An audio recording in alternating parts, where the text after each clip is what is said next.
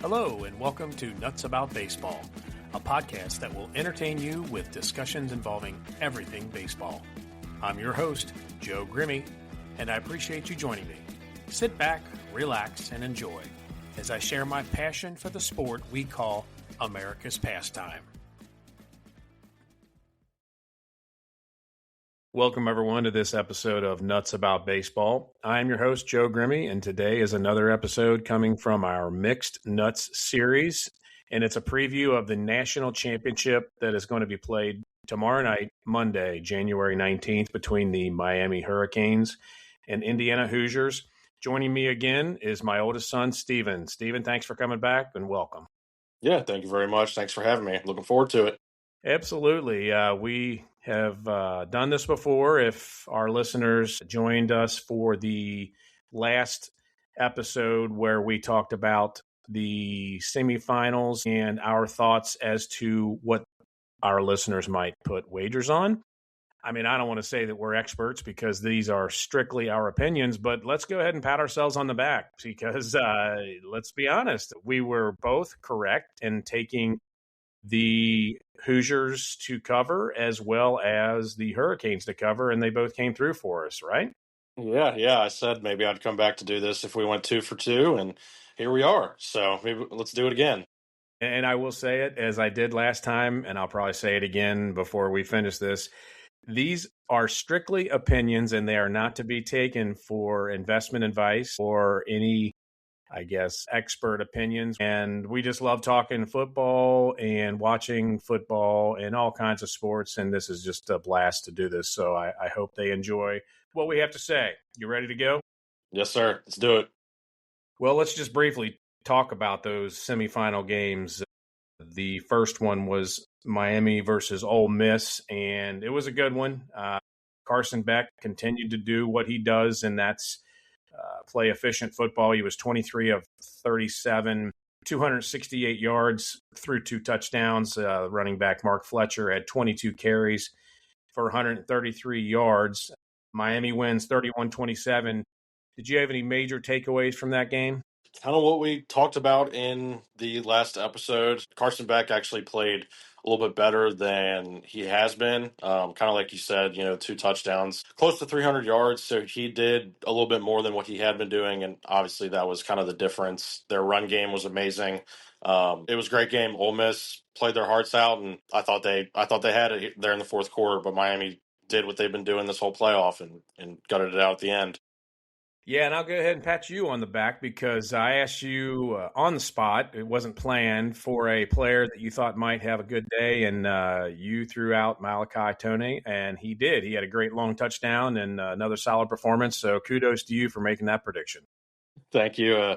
Again, we're not experts here, but I was extra happy when he scored that touchdown for various reasons. Uh-huh. I'm sure it maybe put a few dollars in your account, as we like to talk about. Maybe.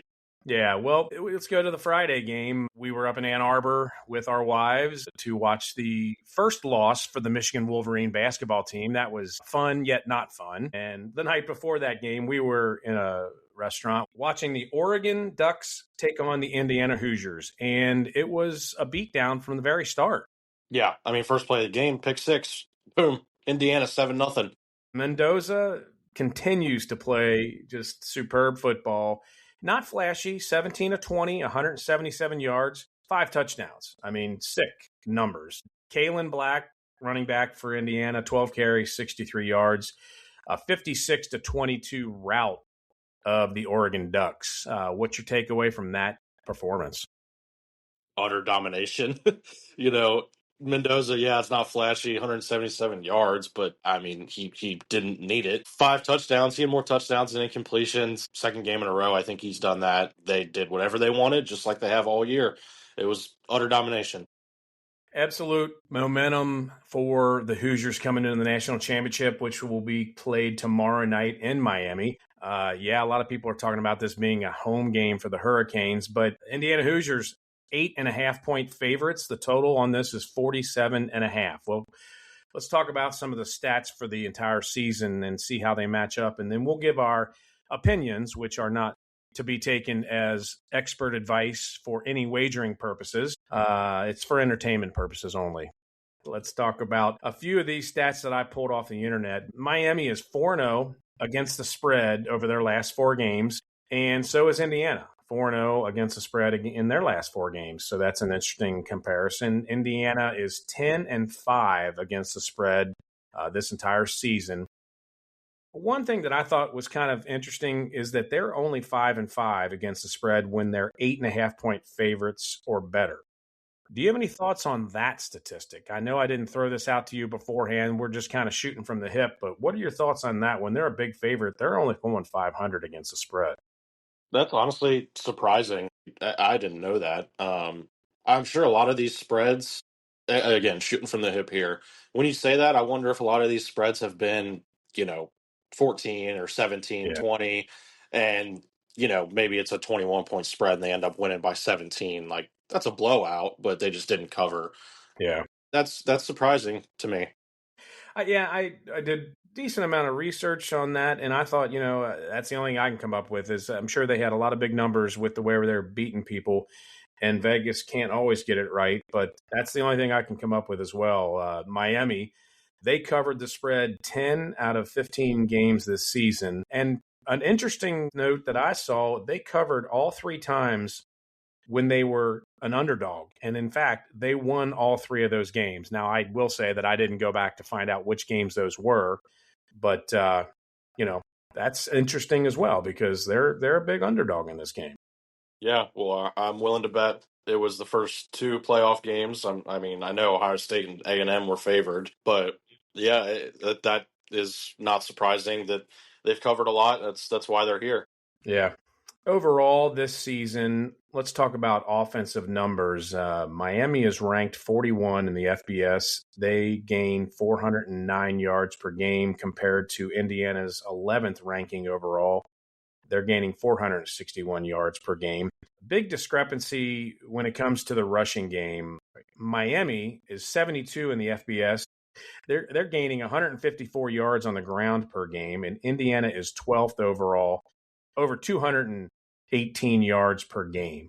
When you look at the passing game, Miami is 38 overall, 254 yards per game. Indiana is 54 in the passing game, 242 yards per game. So overall, Indiana, much better offense. Miami, they're better in the passing game. So obviously anything can happen in this game. And we'll compare these offenses to the defense here in a minute. But what are your thoughts on the 2 teams when they have the ball? First off, for Indiana, it's crazy when you go through those numbers. They're a rush first team, I would say, and they have a Heisman winning quarterback. Yeah, it's You said number 11 or 12 in the country in rushing, and that's amazing. And then you turn around and they throw the ball. Oh, there's your Heisman winning quarterback that we have as well. It's wild looking at Mendoza. I mean, I'm looking at his stats right now: 41 touchdowns and 6 interceptions, and then he's not throwing the ball on the ground. He's not throwing it to the other team. So they just have a ton of weapons. Their receivers, they have 3 wide receivers that are very, very, very good wide receivers. So it's a very, very tough defense or offense to stop. Looking at Miami's offense, I mean, it's kind of the same. I think they have less weapons, but like I said in the last episode, Carson Beck has the experience. He knows what it's like playing in these playoff games, and Malachi Tony is unbelievable. He's a freshman and setting the world on fire. And then Mark Fletcher's a great running back. So I mean, they have their sets of weapons as well. Carson Beck, 32-5 career record. That's pretty impressive. Keeps doing what he has to do to win the game. Let's talk defense because I think that's where both of these teams really are just so successful. Overall, Indiana's defense, let's see here, 2nd rushing overall. They only give up 75 yards per game on the ground. Miami, on the flip side, isn't much worse. They're 6th overall, 86 yards per game. So these teams defend the run very, very well. When it comes to passing defense, Indiana 23rd in the FBS. They're only giving up 185 yards per game. And Miami is 45th in the FBS, giving up 206 yards per game. What are your thoughts about those two defenses? I think it's going to be a chess match for both offenses to try to establish the run game. Like you just said, both defenses are very, very good in both departments, specifically very good at defending the run. And like I just said, Indiana wants to run the ball, and I'm sure Miami does too. I think both these teams are going to want to control the clock, not make this a shootout type of game. I think they're going to want to establish the run game, and that opens up the passing game as well, obviously. So I think it'll be very, very interesting to see early on, the first half, who can get those, 5 yard runs on first down, 6 yard runs on first down, because then if you get into second and short, that's going to open up passing game for the two quarterbacks. I saw a stat. I know it was on ESPN during one of their previews of this game. During the playoffs, Mendoza is 14 for 15 with 199 yards and 4 touchdowns when blitzed. And that's just amazing to me because the guy's smart. That's obvious. You see him talk after games at the Heisman Trophy celebration, and he doesn't seem to crack under pressure. And I think that's going to be a huge key in this game, is that obviously, Cristobal is going to want to rush Mendoza, try to get him flustered, but clearly so far in the playoffs, it just doesn't work. And he's doing what he has to get rid of the ball to the right guys in order to make plays. Yeah, that is unbelievable. And if you're an Indiana fan, you love to see that, because this Miami front seven is very good, and they obviously want to blitz the quarterback and try to get pressure on him. And Mendoza's not going to blink. He's Alabama and Oregon defensive lines are not bad at all, so he's seen it. And if Mendoza plays like that, and the offensive line can hold up and give him at least an extra second, he will do what he's been doing and continue to find open receivers. It'll be interesting to see if Miami can get pressure. Yeah. Well, let's go ahead and talk about our keys for each team, and then we'll give our opinions as to who might win and who might cover. First, I'll go with the keys for Miami. I think Carson Beck just needs to keep doing what he's doing. He's not flashy, and he simply does what he needs to do to win these games. I also think that defensive line, like I just said, has to get to Mendoza. If they don't, I think Mendoza manhandles the Miami defense with his efficient passing, and I think the running game, with how solid it is, will be just as good to win the game. I do think Miami needs Malachi Toney to step up and have the type of games that he has all season. So that's what I think Miami needs to do to win this game. Keys for Indiana: just keep doing what they've done all season long. They've continued to impress me every single time they step on the field. They got to keep playing good defense, and Mendoza has to keep being efficient with everything he does on the field. They are just mistake-free, and I think if they continue to do that, I've never, I don't recall a game where I've said, wow, that's, mistake number 4, 5, 6, penalties here and there. They're just well coached. And I've made it public last episode, and you and I have talked a lot about it. I'm not a Cignetti fan, but you can't deny the fact that he's a heck of a recruiter. He's a heck of a coach, and he does what he needs to do to keep these guys in line with the discipline that is required to win big ball games, and he continues to do this. So what are your keys for each team? Yeah, I agree with everything you just said. For Miami, don't turn the ball over, because if you turn the ball over, Indiana's going to capitalize, and that's just a fact. They're not going to waste good field positions and stuff like that. So Carson Beck, be smart with the football. Don't turn it over, and then establish the run game, kind of like I said, with Fletcher, and even mix in Tony a little bit in the run game too, with these little end arounds and push passes from the shotgun.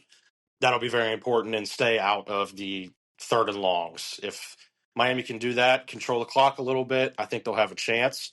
And then with Indiana, like you said, they don't make mistakes, like no penalties. Mendoza has 6 interceptions on the year. He's not going to turn the ball over, I would think. So, yeah, it's the same thing. Just keep doing what they've done, establish the run game. I think it's similar for both teams. If they can whoever can establish the run game, I think we'll have a good chance at winning the game, because then it opens up the pass, like I said. And if Indiana can get Hemby going and get Black going on the ground, then Mendoza is going to have he's going to have the ability to take some shots down the field to these three wide receivers that are very good and have the ability to go up and make, these contested catches that they've made all year. So kind of similar keys to the game for both teams, I think, but that's just the way I see it. Vegas says that Indiana's an 8.5-point favorite.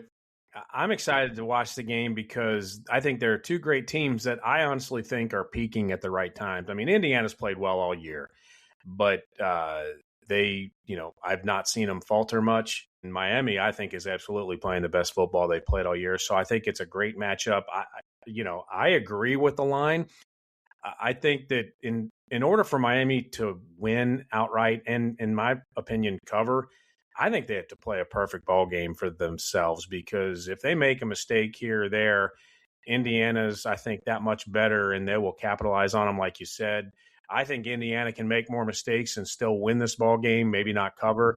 But if I am asked to give my opinion as to what a smart wager would be, I would take the Indiana Hoosiers to cover that spread. And quite honestly, I've talked offline. I think they win by 10, maybe even 14. They're just that good. Unless they have some serious mistakes and they lay an egg like they haven't all season long, I think they cover that spread. I'm not real firm on what happens with the total, but the way they score points, I mean, you'd like to think it might go over, but these defenses are just outstanding. So it could be a battle in the trenches, and it could go under. I'm not giving my opinion on that because I really don't have a strong feeling, but I'm pretty confident I think Indiana covers the spread and wins the national championship. So now I turn it over to you. Yeah, I don't think the line is incorrect. People will say it's a national championship. Why are there so many points? But it's Indiana. They've demolished everybody all year. So I've bet again. I'll come out and say it. I've bet against Indiana multiple times this year, and it hasn't worked, clearly. And I will also say I will be rooting for Miami in this game, but my bank account is going to be rooting for Indiana. That's an interesting note. Why are you rooting against the Hoosiers? Is it because of your love for Michigan and the Big Ten rivalries we have? I mean, I like Miami. I've liked Miami just for a while. I like their colors. I think Carson Beck got a lot of hate when he left Georgia. There was a lot of drama with that. He's been kind of hated on a lot. So I think it'd be cool for him to get back in it. And yeah, I know Indiana is a good story, and I'm not going to be upset if Indiana wins. But I think I will be rooting for Miami, but I would also take Indiana minus 8.5. I could see him winning by 2 scores, maybe even more. But I want Miami. I think Indiana can cover 8.5, though. All right. Well, there you have it, listeners. I hope you've enjoyed this. Again, these are the opinions of Stephen Grimme and Joe Grimme, and they are not to be taken as advice on how to wager on this ball game. This is for discussion purposes only, and I hope everyone out there enjoys the game. Stephen, I appreciate you joining me. I hope we do this again for other topics. But I enjoy doing this, and I think from the responses I've gotten, people out there enjoy hearing us talk about sports. I don't know why they do, but I mean, whatever they say. Yeah, thanks for having me. It's fun. Always love talking college football with anybody out there. So I'm excited to watch this game on Monday night, and let's see what happens. It'll be fun. I do want to give one shout out to your buddies, as we commonly call the degenerates. I think they have all listened to the last one, and I hope they listen to this one.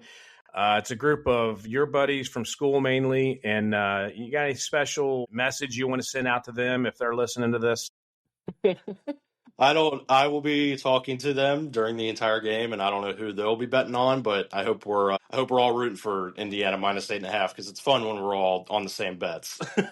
Well, degenerates, good luck to you and your wagering purposes. Enjoy the game, and listeners, until next time, I am Joe Grimme, and I am nuts about baseball.